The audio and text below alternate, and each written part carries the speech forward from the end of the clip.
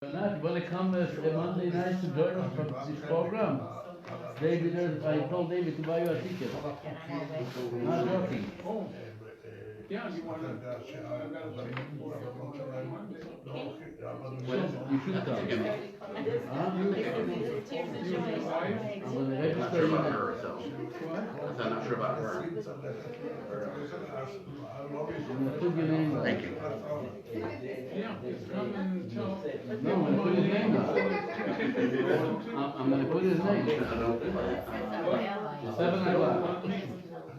What does that mean? I'm focused on it. I think I will make it happen. I don't want to go over this.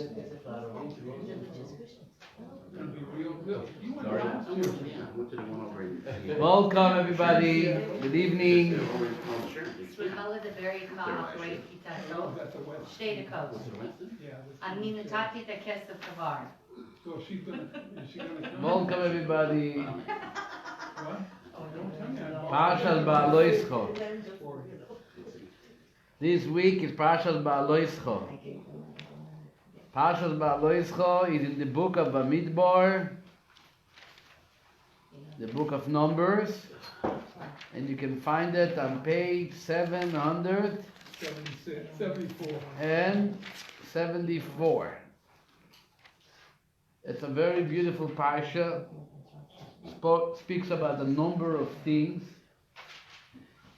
Starts with again more responsibilities for Aaron and the Levites in general, how to dedicate the Levites for the service in the temple.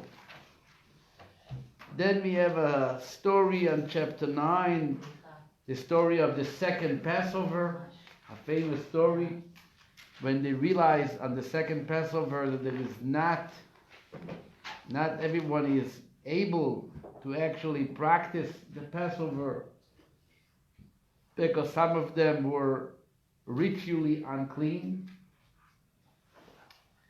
and they asked for a second chance, and they were granted a second chance. You see, you have to know how to ask. A month after Pesach, and from then on, every year during the temple times, when we had this responsibility and the obligation to bring a paschal sacrifice to the temple, if somebody for whatever reason was not able to attend on the first Pesach, as long that he wasn't negligent about it, then he had a chance to offer a second Pesach, called Pesach Sheni, a month later.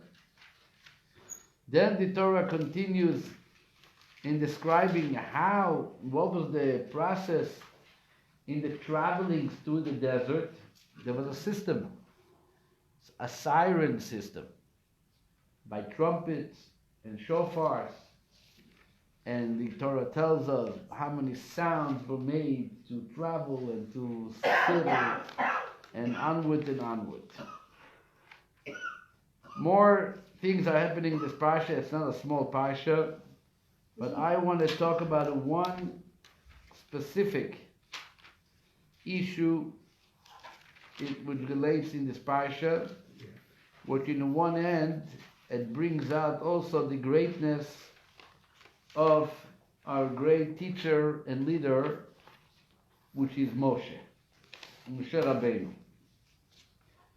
We all know that many times when a person is presented with success, it might be on a price. What's the price? That the person himself might lose some of his identity, some of his qualities as a mensch, as a person, at a time when he's successful. The very fact that you're richer than the other person, the very fact that you look better than the other person. Here, right here, there's 2 chairs, right here, there's 2 chairs, right? This makes a person,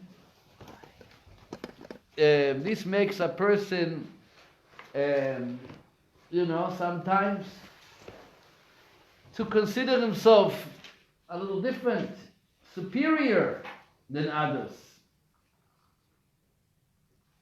And the famous question that people in a state of leadership or towards leadership are dealing with, how am I able to be successful and at the same time to maintain my menschut, meaning to remain a mensch, to be a normal person, to be a humble person, to be able to speak to people and relate to people in the same way that we did before we reached that height.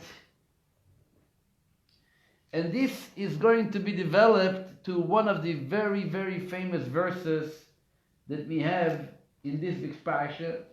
A famous verse, but also a very questionable verse. Questionable means a verse which needs a lot of understanding, and the commentaries are, in each one in his way, trying to shed light on the meaning of that verse.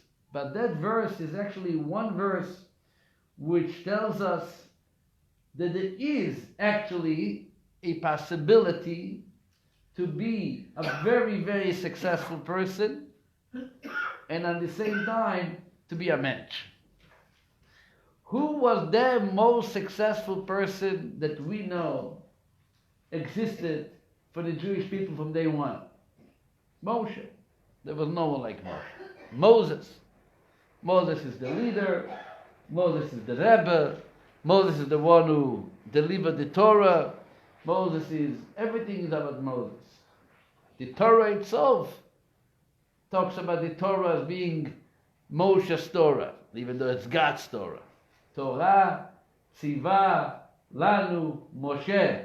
The Torah that Moses had commanded us in the inheritance for the congregation of Yaakov, Morashah, Kilat Yaakov, talks about Moses. Moses was a man that the Torah refers to him as Ish HaElokim, a man of God. As the Talmud puts it, he was half man and half God. This combination of spirituality in a physical body, he wasn't God. He was a human being. He had parents, both a father and a mother. But at the same time, he was a godly man. There was Moshe. Moshe spent 3 times 40 days on Har Sinai, on the mountain. In all the 3 times, he acted like he himself describes in the Torah. He acted like one of the superior angels. He says, I did not eat for 40 days. I did not drink for 40 days. When you travel to Rome, you act like a Roman, right? So him, Moshe, being on the mountain, he was like one of those mountain people. He was angelic. He was like a malach. Malach HaElokim was an angel of God. Moshe performed tremendous miracles. In Egypt, after Egypt, the splitting of the sea, the Exodus, the manna, everything is associated in Moshe, right? Nevertheless, the Torah in this week's Parsha tells us very, very clear, strong, most beautiful descriptions, and most surprising descriptions about Moshe. Turn to page 794 or 795, verse 3. This is a testimony by the Torah about Moshe. What does the Torah say about Moshe? Verse 3. Ve'aish Moshe. Now the man Moses, Anav me'od, was exceedingly humble. Mikol Adam Asher al pnei Adama. More than any person on the face of the earth. This is the description about Moses, a testimony given by the Holy Torah about Moshe. You want to know who Moshe was? Moshe was Anav Me'od. The word Anav in Hebrew, Ayin Nun Vav, means humble. That's how it's being translated here in the Chumash. And the simple translation of Anav is humble. It doesn't mean poor also? Ani is poor. Oh. Yes, it comes from the same root, because the person who is humble looks at himself as being poor, perhaps, in order to help his humility. This description of not just being humble, but being the most humble person of the face of the earth, which is not only the earth then. When the Torah says on the face of the earth, the Torah assumes there's going to be other segments of history, and there's going to be all kinds of wonderful people, and all kinds of wonderful men, and yet the Torah, which knows everything, considers Moshe Rabbeinu to be the most humble. No one is like it. This trait of humility was detected by Moshe in the story. If you look in the context on what happened, was actually in a very difficult situation. Moshe was tested in a time which was the most irritating and perhaps disrespectful to him. And yet, if we see the way he responded, and the Torah makes a statement about his humility at that very context, the situation of what had happened, it further explains and emphasizes how strong of a humble person Moses was. What is the situation?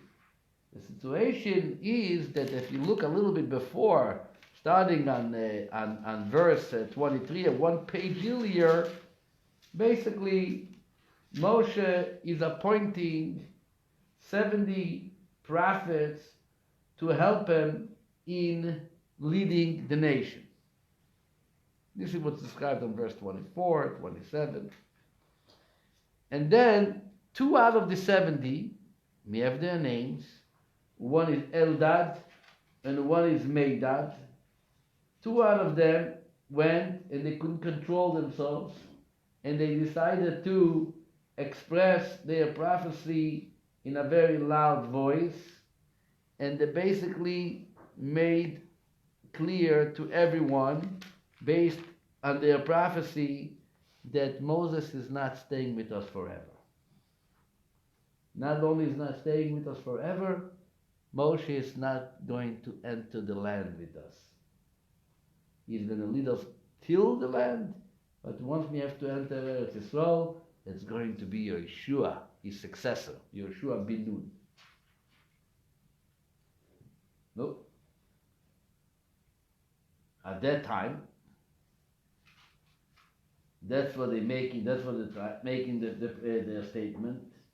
The Torah continues while the story is taking place, and it says on the page that we were holding on chapter 12, verse 1, page 794 or 795 in English, says the Torah that there was Miriam and Aaron, which is the sister and the brother of Moshe.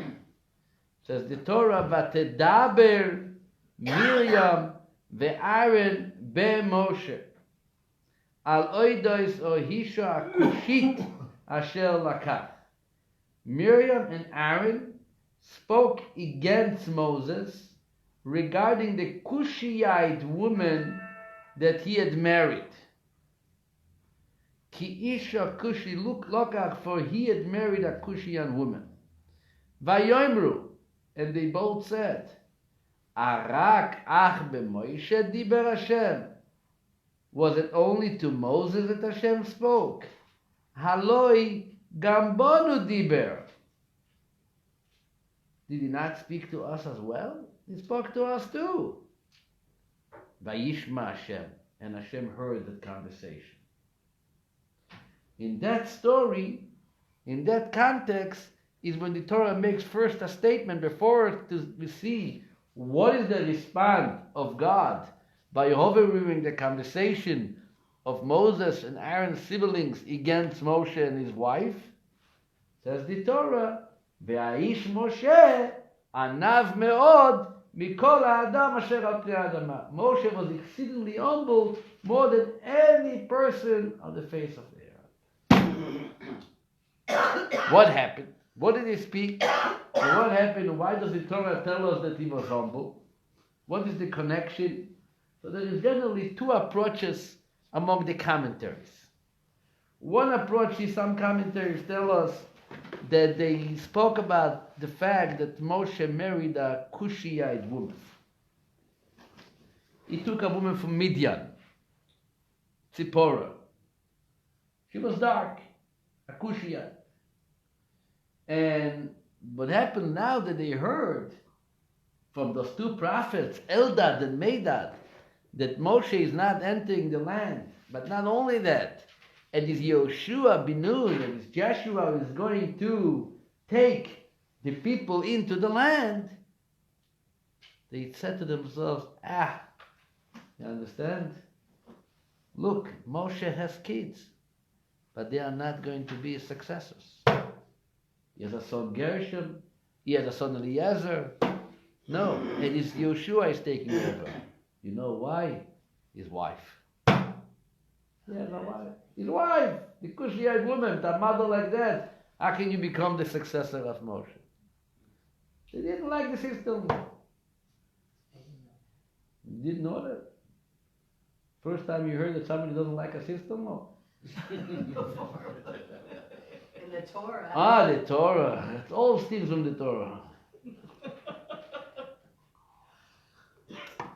Not only that, that's what they said. Moshe told that he's such a high level prophet that he doesn't have to look for a special good wife who will continue his legacy and be from the same type of family.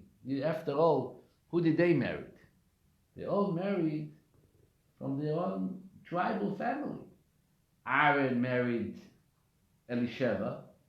Elisheva was the sister of Nachshon ben Aminadab, the leader of the tribe of Yehuda, right?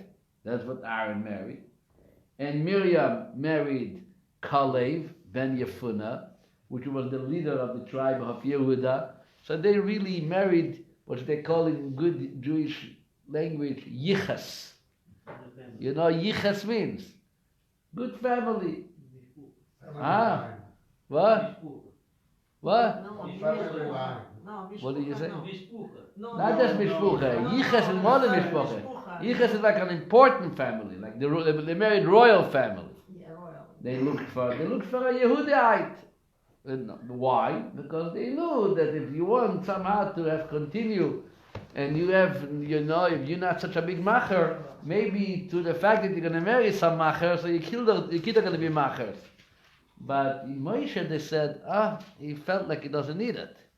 He can marry a Cushite woman, he's going to be okay because he's Moshe anyway. But now, see, it doesn't work. His kids are not his successors. They are not continuing his legacy. They have a wife, a reingefallen, as they say. He fell into a woman which is not for him. Rashi tells us, and most commentaries are saying, no, it can't be that was the problem of Aaron and Moshe. This is people, Aaron and Miriam should have such a disrespectful, perhaps even a nasty approach about their sister-in-law. Maybe something else happened. And this is the common understanding is what happened was, as the Sifri explains it, that the Moshe appointed those elders, so it became a big simcha. People, the Sifri is an halachic medrash on the Chumash. Sifri Zuta. The Sifri Zuta writes that they heard, 70 prophets, there's more prophets. So all of Israel came and they were lighting candles in their tents, celebrating that Baruch Hashem, there is more leaders, more great people. We are welcoming a whole new set of 70 prophets are going to assist Moshe in his work. Miriam was watching that celebration, and she said, Ashrei Elu ve'ashrei neshotehem. Praised are those people who became prophets, and praised and joyful should be their wives, that they have husband prophets. That's what Miriam said. Meantime, Tzipporah, the sister-in-law, Moshe's wife, is standing nearby, And she says, you're saying ashrei, you're saying praise. You should say oi. You should say voy is to those who nebuch their husbands became prophets. Why voy? What's wrong? And she made a comment. From the day that God started speaking to Moshe, I don't see my husband anymore.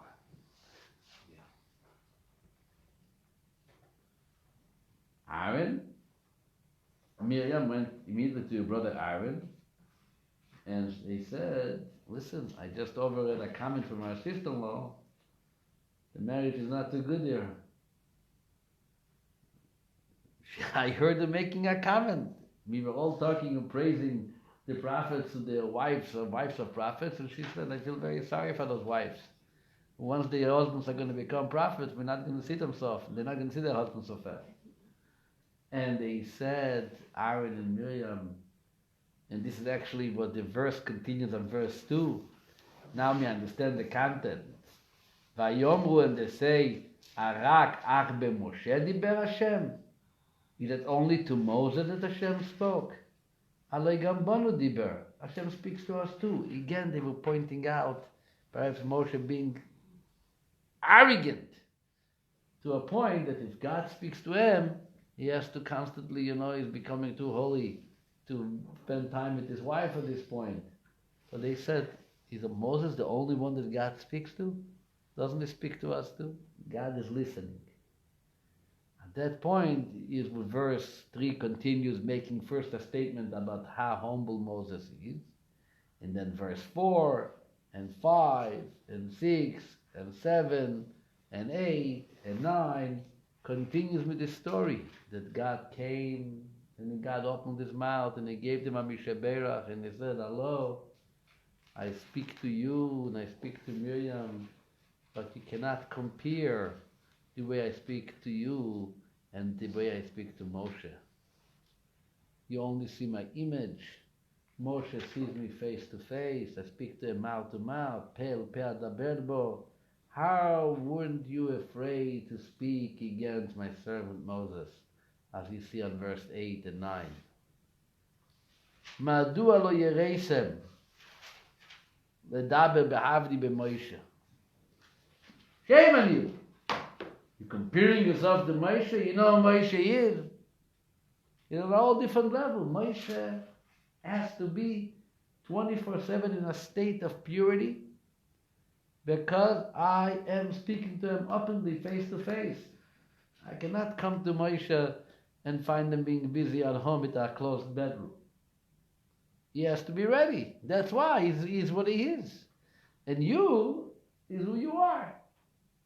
Miriam was afflicted with leprosy, tzara, and everybody waited for your recovery. They gave you kavod, they gave you honor, but there was a whole to do. This is the story. Matter of fact, this is one of the commandments that we are remember, the story that we remember every day, because later in the book of Deuteronomy, the Torah tells us that we should remember what Hashem did to Miriam.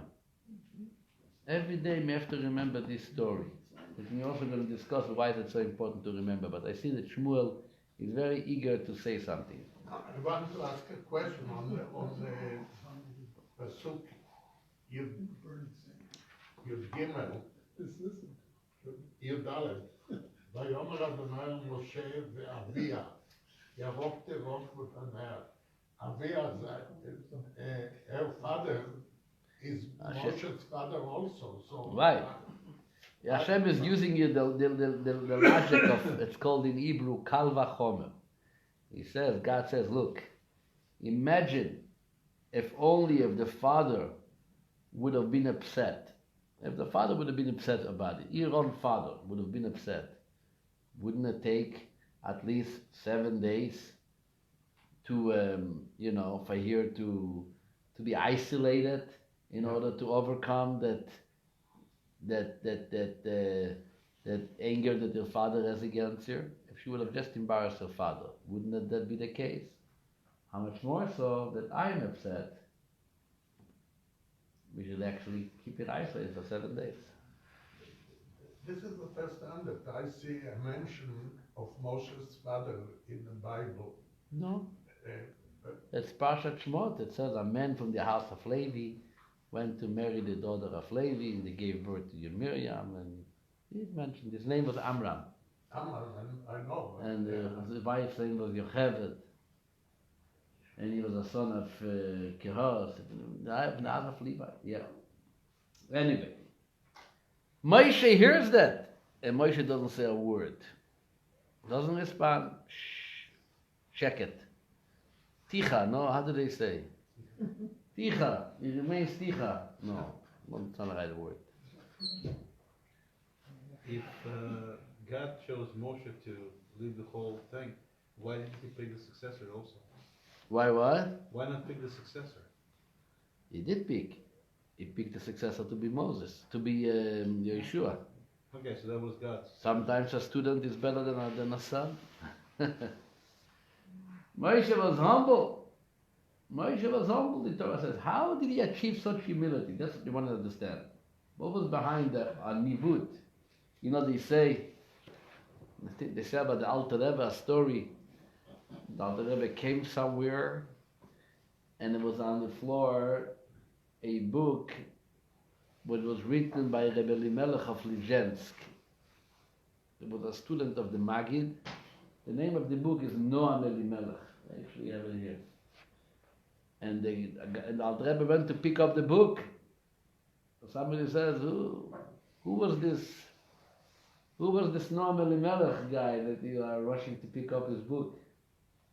Alter Rebbe says he's a man that not only he was such a humble person that if he would have been on the floor, he could have been on the floor too and feel comfortable. Not just his book. Even him. The question is, what and how did Yeshua, did Moshe Rabbeinu achieve such to be humble? To be humble is not simple. To be humble is not simple. It's almost unnatural when a person is such a level of success like Moshe was. You know, it says in the Gemara about Hillel. Hillel was also a very patient person, a very humble person. And the Gemara makes a statement that a person should always be as humble as Hillel. But nevertheless, when he became the Nasi, he became the leader of the Jewish people, the Talmud tells us, somebody came to ask him a question, and his response was, you should have first learned before you come to ask me, something like that. And he lost his wisdom, meaning it took him a while to recover because he acted unhumble, inhumble, not humble. And this is a question, and this question has to do with a Mishnah. I will read you a Mishnah. I'm going to tell you what the Mishnah means, and then we'll take it from there.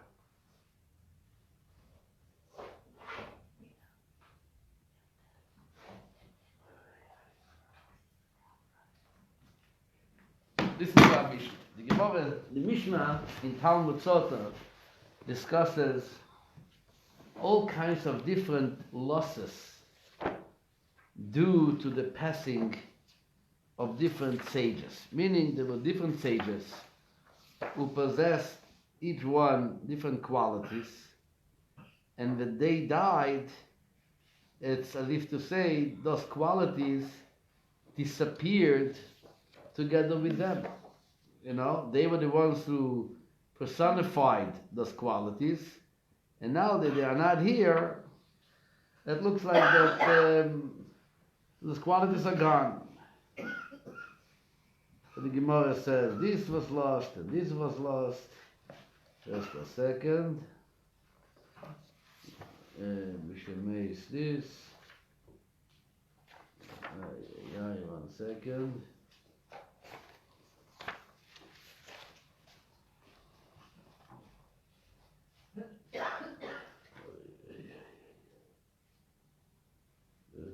Oh. Mishamei is Rab Meir, this law. Rabbi Nazai, Mishamei, and this one died, and that one died. When Rabbi Akiva died, the glory of Torah ceased. Hanina ben Dosa died, the people of deeds ceased. Mishemei's Rabbi, once Rabbi died, Rabbi Yehuda Anasi, says the Gemara, Botlo anove ve'iras chet. Humility ceased. Meaning he was the last humble person that existed. And once he died, there's no one else to be humble. This is the last humble person. Rabbi Yehuda Anasi, the author of the Mishnah. Says the Gemara, this is the last line in the Gemara in Tractate Sota. Obale Rabbi Yosef letane, Rabbi Yosef said, Rabbi Yosef was yet another Talmudic sage. He tells the Tana of the Mishnah, Loi titne anova. Loi titne anova. Do not recite that humility ceased upon the death of Rabbi. No, don't say it. Why not? Why not? Listen to it. What do you think he told him? Don't say that once Rabbi died, nobody is humble. Why not? What's his proof? Know what he said? The Ikea no, because I still exist. So now try to analyze it. How do you understand someone who is humble? Someone who is humble means that he seemingly does not consider himself as a somebody. So to hear when a rabbi makes a statement that once this great guy died, there's no one to be humble anymore. For someone to get up there and say, what do you mean? I exist. So don't say it doesn't exist. I personify humility. So that's what Rabbi Yosef said. Isn't that a paradox? You're proclaiming yourself as humble. Apparently, to say that you're humble is to keep yourself humble and to be quiet. And if somebody calls you humble, you say, no, I've been garnished, I'm a big arrogant person. What does it mean? But that's what the Gemara says. That when Rabbi died, humility ceased, and Rabbi Yosef tells the Tana, do not say it. I am here. It's almost, they say a joke ways that this rabbi wanted to experiment his funeral. How it's going to look, what are people going to say about it. And he went into a casket, and people were getting up on the bimah and giving all kinds of eulogies.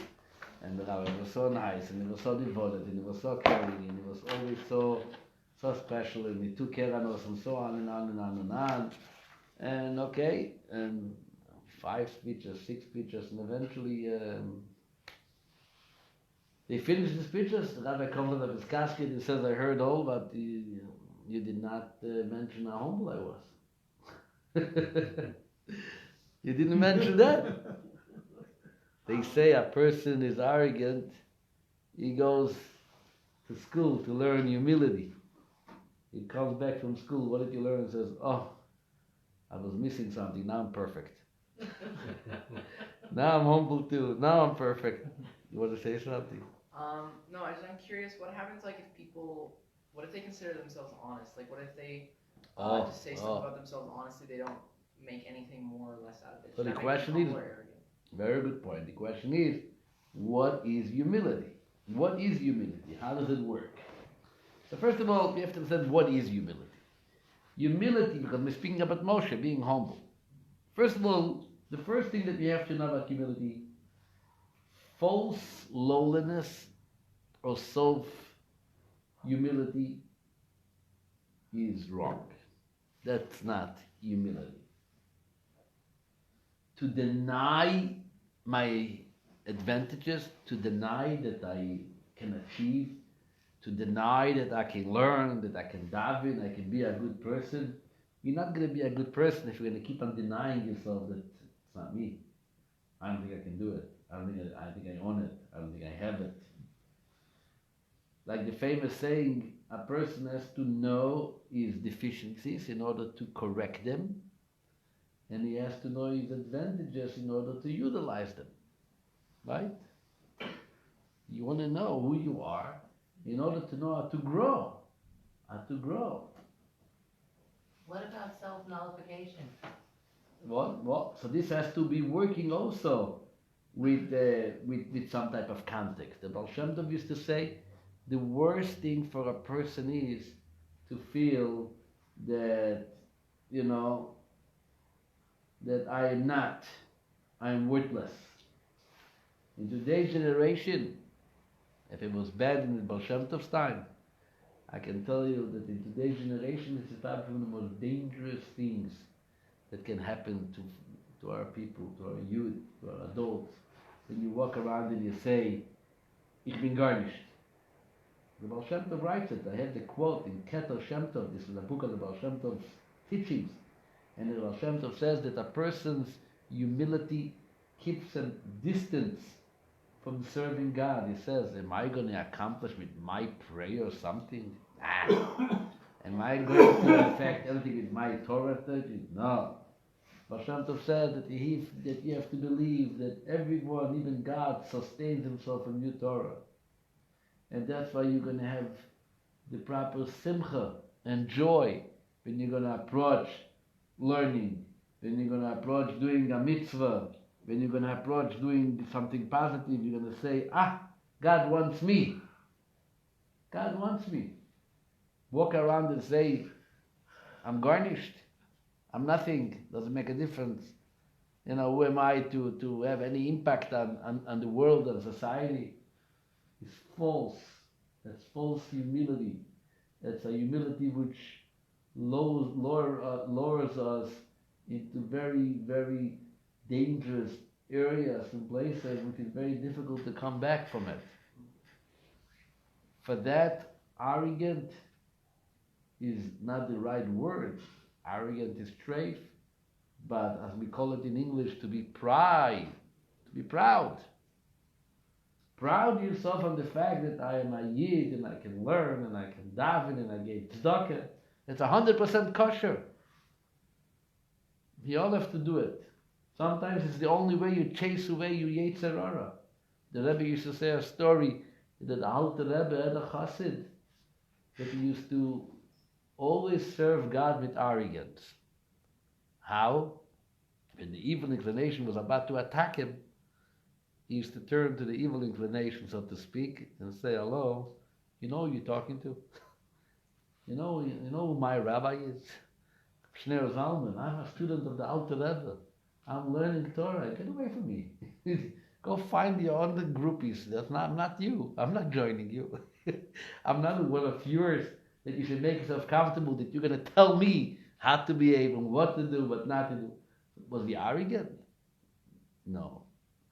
This is called being proud of who you are, understanding your advantages, and utilizing it in a way of service to God. That's not called being arrogant. I'm talking about not self-nullification that you're saying you're a bad person or you're not worth anything. I'm talking about self-nullification when you want something and you say no,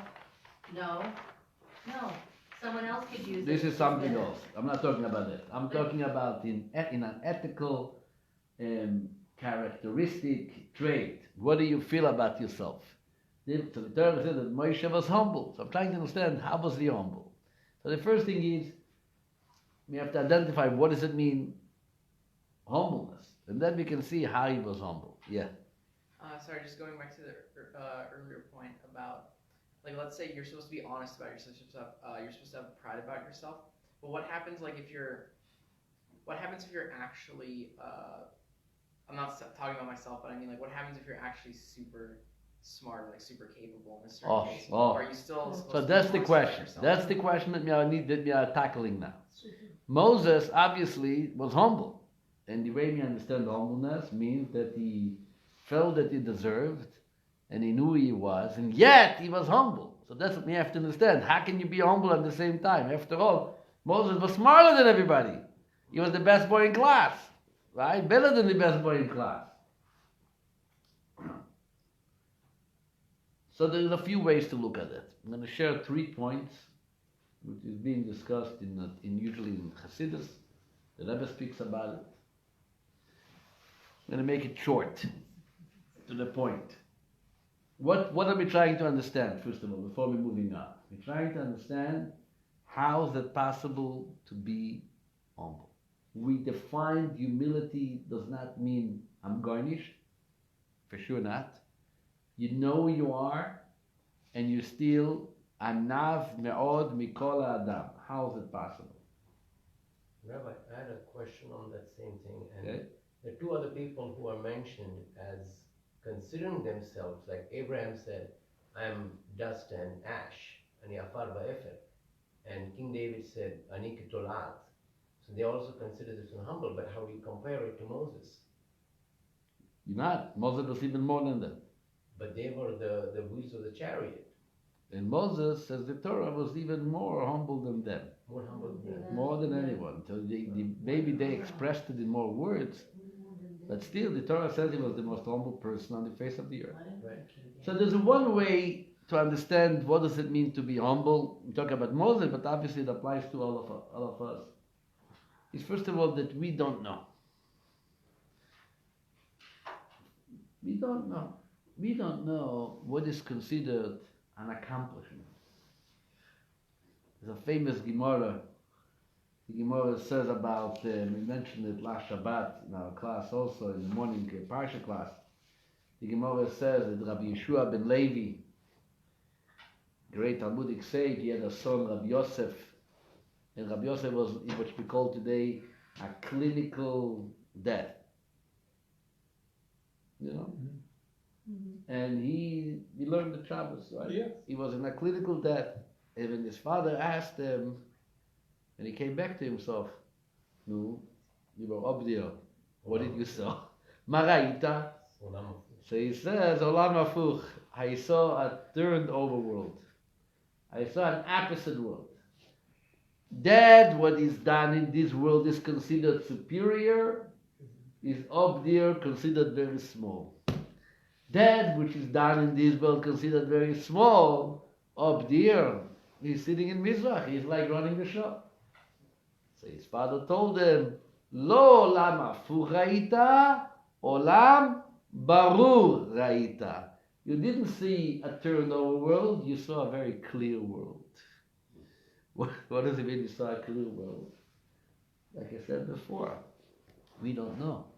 You can have a person who seemingly does not achieve much, or it's not hard for him to do the great things he does, and yet another person which is like a whole tzaddik and a whole so many accomplishments and so many, rewards and so much recognition, and yet from the face of true reality, the way God looks on it and the way our upper world this picture is being presented, the person with this little accomplishment is even greater and a much higher level than the one who seemingly did so much. There's so many stories of tzaddikim who were inspired with things which seemingly sounded so small for the person who experienced them. And when they met a tzaddik, the tzaddik looked at him and said, wow, your story, that saves the situation. There's stories like this. All kinds of beautiful stories, but I don't want to get into stories, it's late. But the bottom line is, Moshe could have also looked at people and say, look at them. They can do it. They can do it. As many commentators say, when Moshe looked with his laser eyes and he was able to see 2019 Bellevue, Washington, he says, wow, look at them. I see 3,000 years from now, people are still putting on tefillin. Amazing. I just met God. What else is expected from me? Big deal. But look at them. They are 3,300 years away from Sinai. Went through all kinds of situations. Life is difficult. They don't see God. they don't have rebbes, they don't have garnish. Mordechai Farkash is their rabbi, and they still put on tefillin. So Moshe says, "Yibayni Shlomo, who am I?"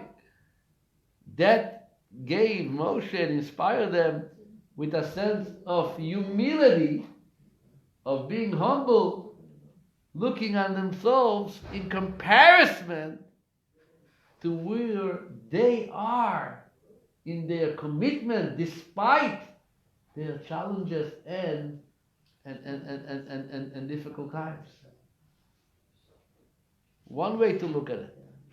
This is the way Chassidus looks at it, the Rebbe writes, and so on. But after all, it's still not the true understanding of humility. So I'm going to share with you a story, which I think this story gives out more than anything what Moshe realized and maybe why Moshe was so humble, which means, in other words, how can somebody be so humble? It's a famous story. I heard it from my Hasidic mentors and Fabranians. They always said this story in different, you probably heard the story from me too. So there was a famous Rebbe in the Hasidic dynasty of Gur. You heard about Gur? Gur Hasidim in Poland. The first Rebbe of Gur was Rabbi Yitzchak Meir. Meir, they call him the Chidushei Harim. Harim is the acronym of Rabbi Yitzchak Meir. He was a student and actually a brother-in-law of the Rebbe of Kotsk. This is all Hasidic Rebbes in Poland. And he was a giant, a tremendous Talmid Chacham, a great Torah scholar, that he took this small little group in a little town. I was actually in that time with my wife's grandfather, Mr. White. We went to visit the town, Gura Kalavaya. It's a small town not far from Warsaw. And then became one of the biggest, before World War II, Gur was one of the biggest Hasidic dynasties in Poland, with hundreds of thousands of Hasidim. Not 10,000, not 20, talking hundreds of thousands. As much as great as he was a man of a lot of suffering. He had 13 kids, 12 of them died in his life. And he was left only with one daughter, Esther. One daughter left. And this daughter had a son. His name was Yehuda Har Yaleib Alter. Alter is their last name of the Ger. Even today, the present Rebbe of Gur, the last name is Alter. That's their last name. So the Hasidim, after the Rebbe died, they appointed actually this young, he was actually a young boy. Not a boy, he was already, but still, he was 19 years old, I think. 19 years old, and they made him the Rebbe of Gur. He was the next Rebbe of Gur. He actually wrote a famous book on Talmud called Sfat Emet. I'm not talking 1,000 years ago. This is in the last 150 years. So the Rebbe of Gur, Rabbi Yehuda Yalei, was a 19-year-old boy who he became now the Rebbe. He has Hasidim which are 4 times his age. Okay? They are his Hasidim. They are his followers. And one time one of the Hasidim came in and he says, Rebbe, I want to ask you a question. How do you take that courage, that certainty, that self-control, to be able to be a leader on people that can be your grandparents, they can be your Zaydas, picked up with the Chachamim, people who were learning by your grandfather? How do you have the confidence to lead them, to be their Rebbe? The Sfas Emes told them the following. He told them a parable. He told them there was a group of men who were climbing one of the very high mountains. I don't know which mountain they used. Let's say they were climbing the what do you call it? The Mount Everest. Okay, let's say they were climbing Mount Everest. They're climbing, you have to prepare yourself, right? Months. And to walk slowly and go training camp and go through one section then another section. It takes a while until you you want to get all the way to the top, you have to go to a lot of training. So this group of hikers were actually going through all these trainings. And it takes a month. It was much more difficult than even expected. Some of them gave up along the way. Some of them were injured. Some of them, lost oxygen. It was actually very few who were able finally to make it up to the top. And they reached the top. And they were so excited, on themselves. Wow! We made it all the way to the top of whatever. Unbelievable, finally. And then they were shocked. To their surprise, they see a kid being on the mountain, running from here to there. What? This was obviously a very big disappointment. We thought that we achieved one of the greatest things in history in life. Places that nobody was able to make it, we finally made it. And here this little schnook, right? He's standing there and playing, running, throwing a ball on top of the mountain. This doesn't make any sense. If he can make it, so well, nothing great about us anymore. How did you get here? They asked him. Obviously very shocking. And this kid says, I never got there. I was born here. I was born here. Never climbed it up. This is my place of birth. Kan gadalti, kan noladati. Here I was born. Here I was. This is my home. Which he was telling, basically discussing what kind of questions that. How did I become, and what's my confidence of being the Rebbe? I was born a Rebbe. I was born into the program. That's what gets me here. But in other words, what the Fasemis is telling us, discussing in our context, sometimes it's not about what I had accomplished. You want to learn humility? You look at it and say, what did God give me? That's what I had accomplished. And it's what did Hashem give me? I did not accomplish it. I did not climb mountains. God, for whatever reason, decided to pick me and give me the opportunity to be Moses. I could have been like any schmeckle on the street. Right? I could have been like anybody else. But God, in His own desire and free choice, decided that I should be Moshe. So I have any reason to be arrogant about myself? Did I accomplish it? Look at those people. They are working every day to get up and to put on tefillin, to do a good deed. Everything is on their own service. They're climbing the mountain. Moses looks at himself, I never climbed no mountains. I was invited. And God said, I want you.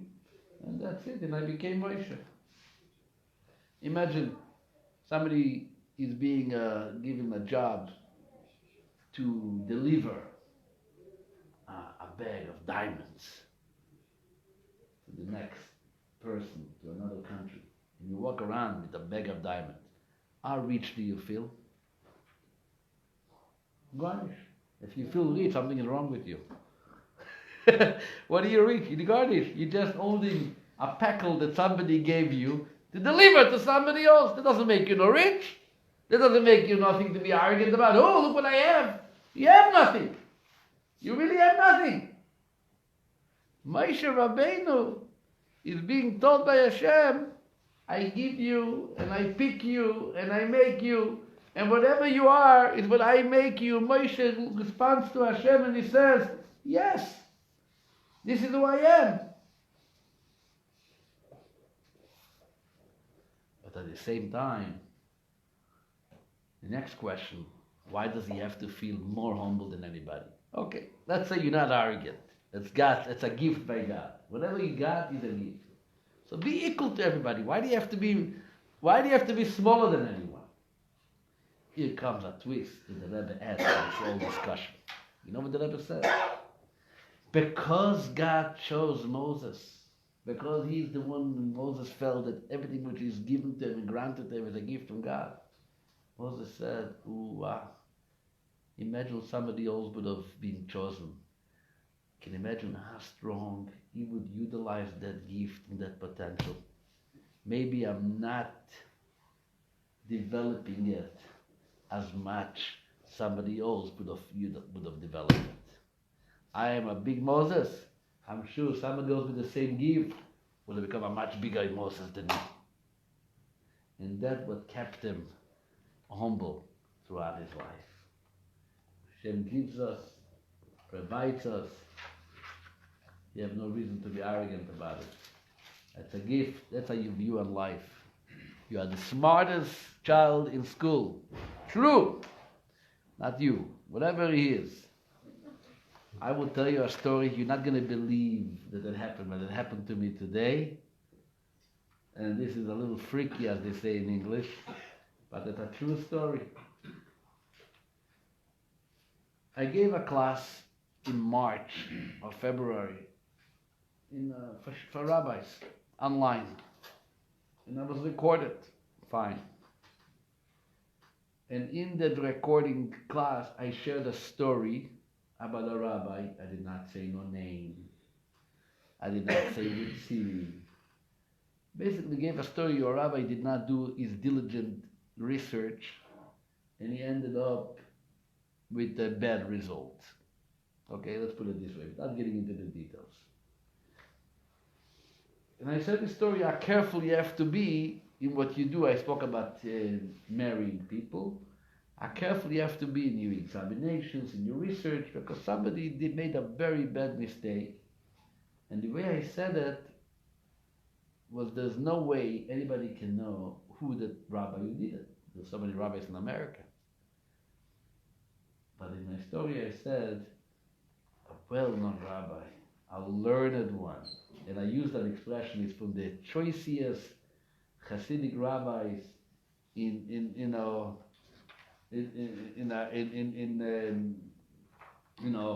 America, something like that. I get a call today. I'm telling you a true story.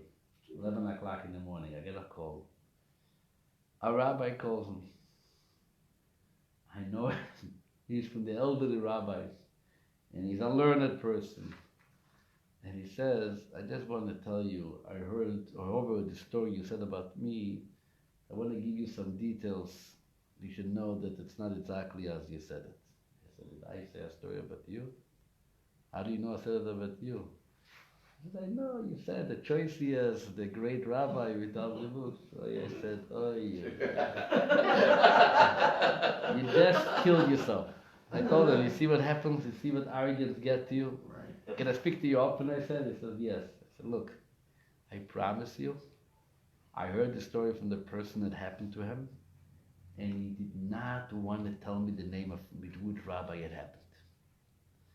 And for my need, I actually needed to know the name, from whatever the context was, but he told me, I'm absolutely not giving you the name. He only told me that it's a great rabbi, it's not just a young schnook, it's a rabbi who's learned. So from February till today, since I heard the story and I shared it with so many rabbis, I did not know who I'm talking about. Now, for some reason, you decided and you're honest that it happened to you, but I would never know that it happened to you without you assuming that when I say someone great and learned, that means you. So now, by your assumption, you actually ended up telling me that you are in fault for whatever story it happened. But how do you know that it's because you said he was learned, because you said he was learned and great? How do you know he didn't realize you told the rabbis in the online Because class? I would never think that when someone said a story about a learned and great rabbi, I would never think it means me. I'm not learned and not great. But I'm But the saying, story is true, I mean, it was him. but I'm But he did have no reason to share it with me. I would have never known. Nobody would have known. Now I know that happened. Now I know he made a mistake. But that's, how do you know it's because of that and not because he recognized the story that he did what he Obviously he recognized the Of story. course.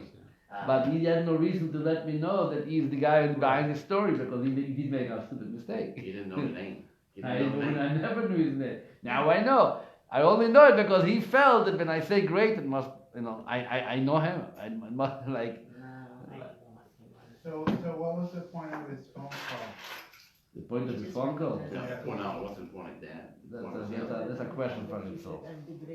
But anyway, what I want to conclude before we finish up is always to realize that God gives us gifts. That's number one. But I also want to conclude before we leave that you all know that this coming Monday we have a very special program. I called some of you who can't come, but those who can come.